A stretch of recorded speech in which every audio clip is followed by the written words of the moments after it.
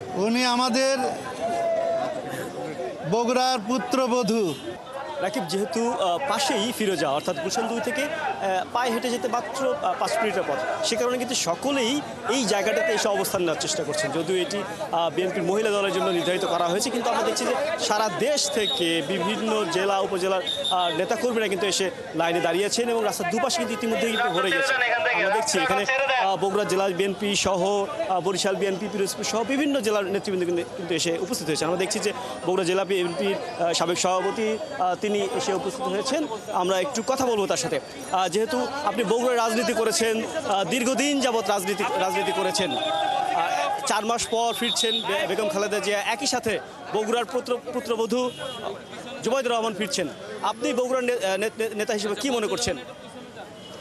জি, কথা আপনি যেহেতু বগুড়ার রাজনীতি করেছেন দীর্ঘদিন এবং বগুড়ার পুত্রবধূও ফিরছেন জুবাইদুর রহমান, কি মেসেজ দিয়ে যেতে চান বগুড়াবাসীর জন্য? উনি আমাদের বগুড়ার পুত্রবধূ, ওনাকে আমরা নতুন করে পেয়েছি। বগুড়ার মানুষ উজ্জীবিত যে তাদের প্রাণের যে স্পন্দন, সেই স্পন্দন দেশনায়ক তারেক রহমান। তার পাশে থেকে জুবাইদা রহমান সব সময় প্রেরণা যোগাবে, দেশনায়ক তারেক রহমানকে উজ্জীবিত করবে। বাংলার মানুষ সবাই ঐক্যবদ্ধ হবে আগামী দিনে তাদের নির্দিষ্ট লক্ষ্যে পৌঁছার জন্য।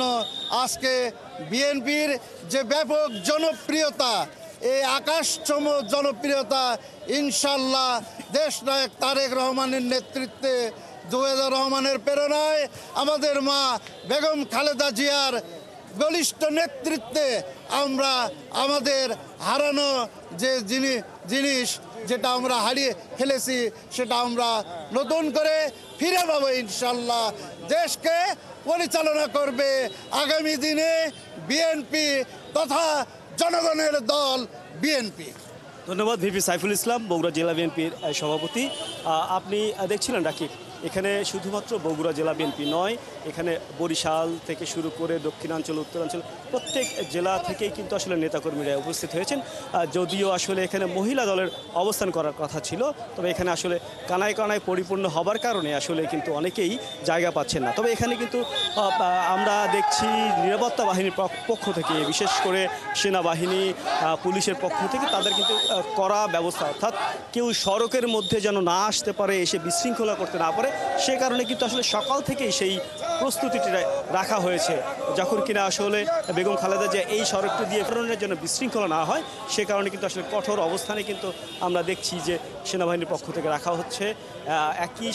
একই সাথে কিন্তু বিএনপির পক্ষ থেকেও কিন্তু নির্দেশনা দেওয়া হয়েছে, যখন কিনা আসলে বেগম খালেদা জিয়ার গাড়ি বহর যাবে, সেই সময় কেউ পায়ে হেঁটে কিংবা মোটরসাইকেল যোগে এবং অন্য কোনো গাড়ি বহন নিয়ে যেন এই সড়কগুলোতে চলাচল করতে না পারে, সে কারণে কিন্তু আইনশৃঙ্খলা বাহিনীর পক্ষ থেকে সব ধরনের ব্যবস্থা রাখা হয়েছে।